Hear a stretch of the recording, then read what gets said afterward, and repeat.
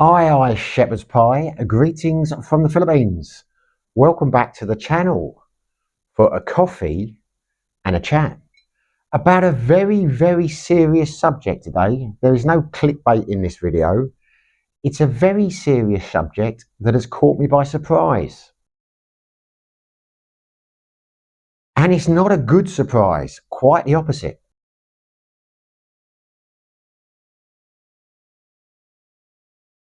It has blindsided me. I have been well and truly sucker punched.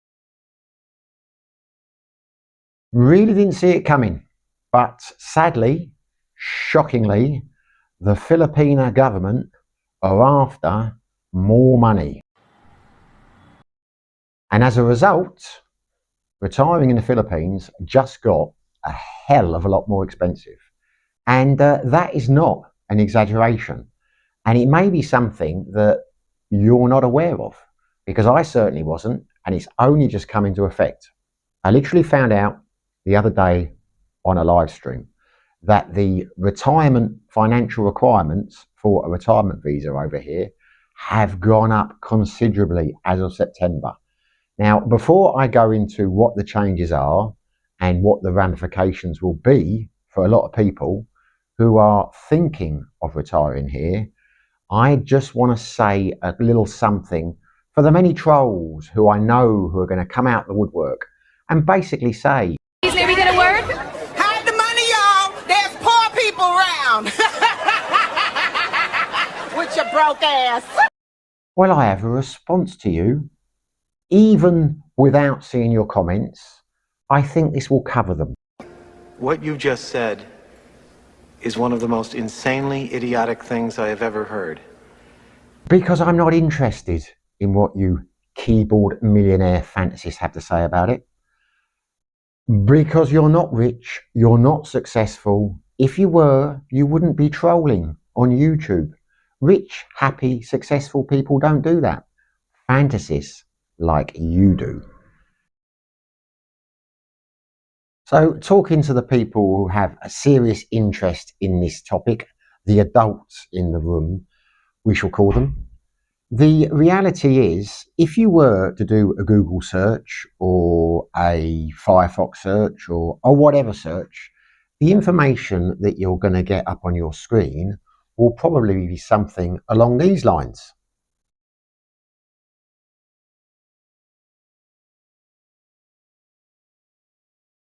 If you're over 50 years of age and you have a monthly pension of at least $800 or more for lifetime, then your deposit would be $10,000 US in a bank to have sufficient funds to retire with that pension. If you had a pension but you were aged 35 to 39 years of age, then you would require a $20,000 deposit in a Filipino bank to be eligible for a retirement visa. But without any pension at all, if you were 35 to 49, you would require a $50,000 US deposit in a Filipino bank. And if you are over the age of 50 and don't have any pension at all, a $20,000 US dollar deposit. Now, that's what it will tell you online with most of the AI searches. The problem is, it has changed. It has gone up considerably. If you go to the Philippine Retirement Authority website, you will see the real figures, the new figures, because AI hasn't quite caught up yet. And it's quite shocking. There has been a dramatic increase, and the new fees you will be looking at paying are thus.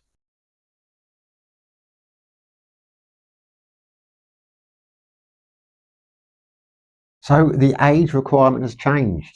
It's now 40 to 49, not 35. So if you're a youngster, that's going to affect you. And it has increased quite considerably. For a pensioner over 50 years of age, it has gone from 10,000 to 15,000, which is a 15% increase. And if you are a pensioner between 40 and 49, it has gone up to 25,000, which is $5,000 more. which is quite considerable.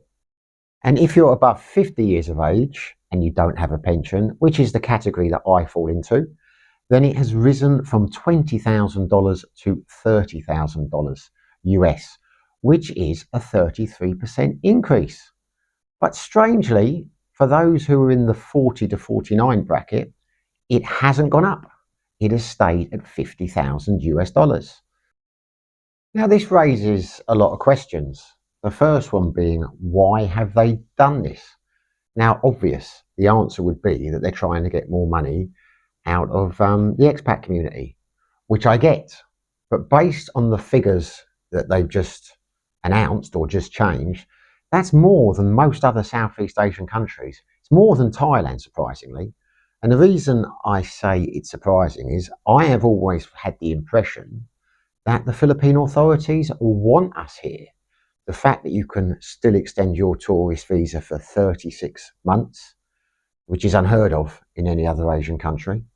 The fact that the fees were so low and the deposits were, let's say, competitive with the other Southeast Asian countries gave you the impression that you were wanted here. Not by every Filipino, but by the powers that be. And I like that.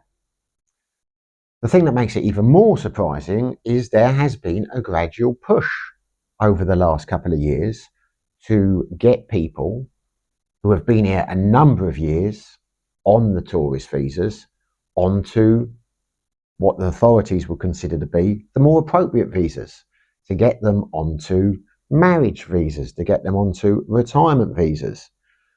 And they have made that a lot less attractive now.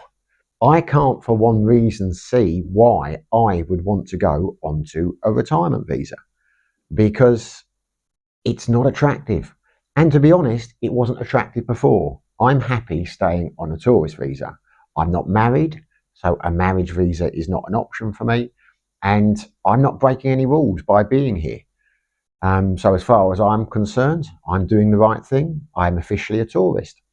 But there were times when I thought maybe I would go on to a retirement visa, but the fact that it required a $20,000 deposit, quite frankly, put me off. Now, that's not because I don't have $20,000. It's because I would rather keep my $20,000 invested in my share portfolios, in my ISAs, because it will make me a lot more money there. Now, the 30,000 which they're asking for now, for example, I did a little check earlier on. If I was to leave $30,000 in a safe investment, nothing risky, and I was to estimate that I would get 5% interest each year, which is very conservative. Since I started investing, I have always had higher than that. The last time I checked my portfolio, I was getting 33% interest as a whole over my investments.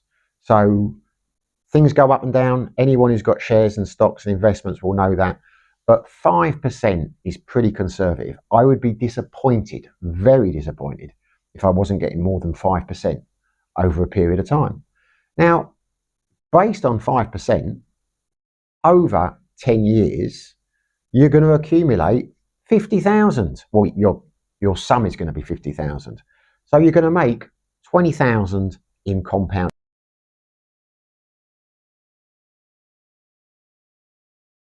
interest. So it's not remotely attractive sticking it in a Filipino bank where it's not guaranteed. The amounts that they guarantee the banks, if they go bust over here, don't come close to $30,000. And I have heard horror stories when it comes to getting the money out. Unless you're going to buy a house or build a house, I'm not sure it applies to that. That's the only way you can touch that money.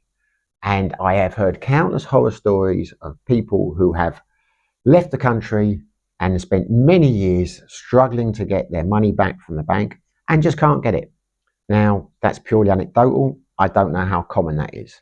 But from my point of view, as someone who doesn't yet have a pension, it isn't an attractive option. And it has just become considerably less attractive by the fact that they've put the amount up to 30,000. And I would imagine the shrewder amongst us, the adults in the room, will appreciate that. You know, as I say, they're going to get people who jump on, if you haven't got the money, you haven't got this, you haven't got that. Well, if you're careful with your money and you know about money, you'll understand what I'm saying. It's not appealing to take money out and just stick it in a Filipino bank account when your money will be doing so much more for you if it is sensibly invested. So, yeah, that has put me off going for a retirement visa over here. Now, there are other options. One of the options is, because I'm ex-UK forces, I could go for a veterans retirement visa, which is a much more attractive option than the others. And a lot of countries are allowed to apply for that. It's not just for Americans. Basically, any friendly country, if you've been in the forces, you can apply for a veterans pension. And the requirements are a lot less. I haven't mentioned the fees for the SSRVs and the retirement visas because I haven't really checked those, but I think they're about $15,000. Do your own research. I'm not an information channel. I am just talking about a subject that concerns me because it affects me. And it really is making me wonder, now they've done this, are they going to start changing the tourist visa regulations? Are they going to suddenly, because I didn't get any notice on this one, it just changed in September, are they suddenly going to cut it? I hope not, but who knows? That's why I'm quite shocked by this, because it has caught me completely by surprise. If someone hadn't mentioned it in the live stream the other night, I would be completely oblivious. So thank you for Simon for making me aware of that.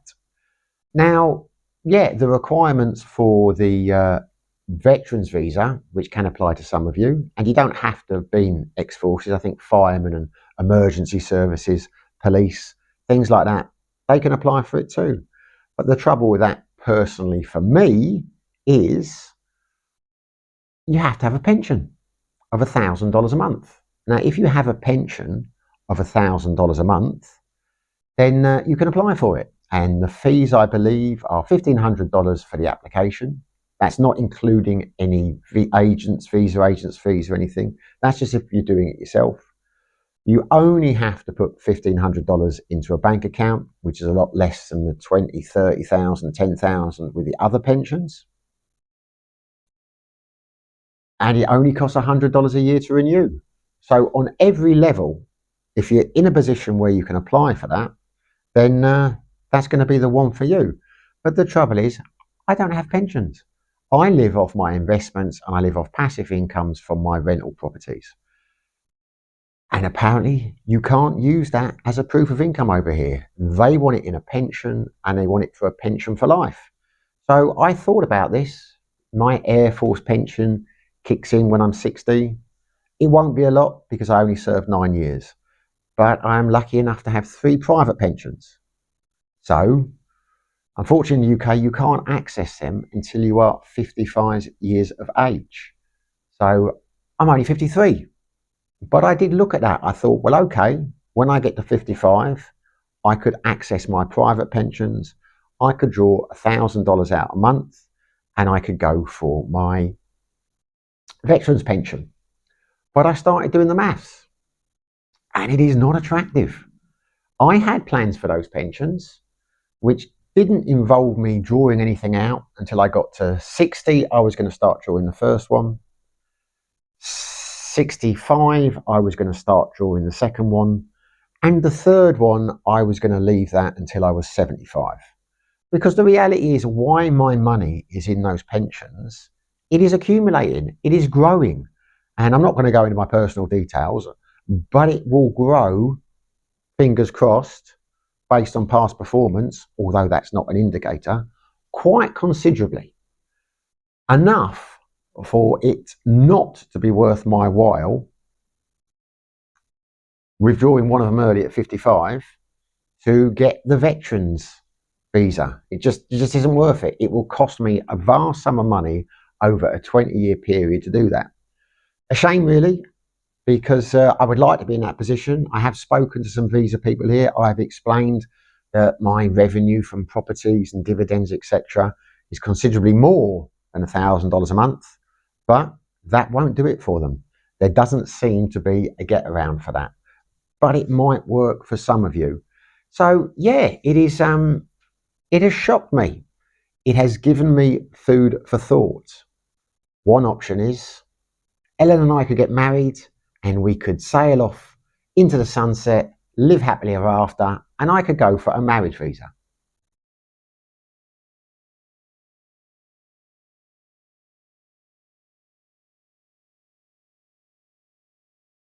Yeah, don't think I'm going to do that. Um, Maybe at some stage in the future, but not right now, and certainly not just to get a visa.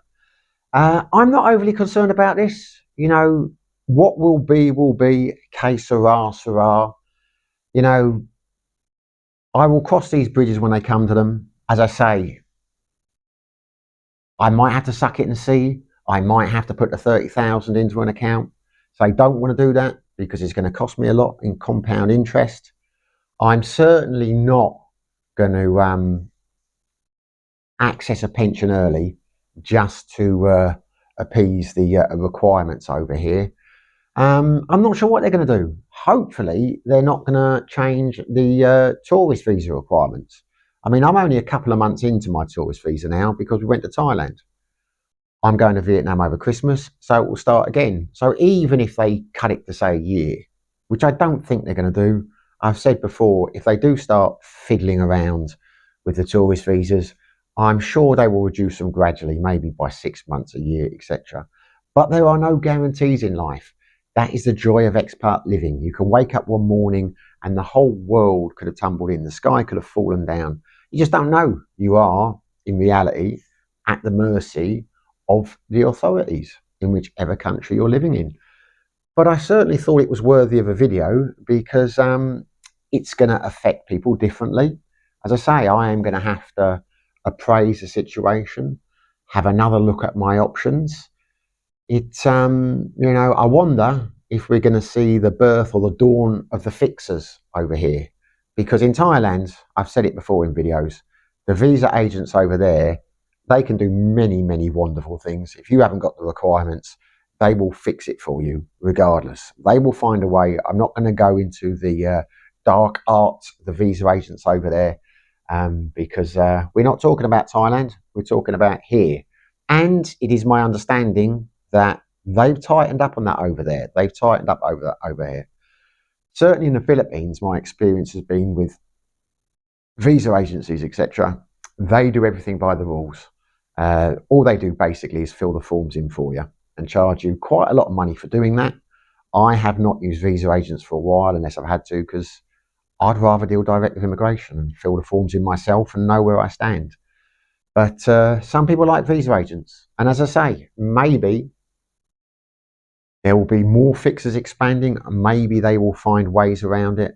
It is, but it is food for thought. And as I say, I can afford all the options.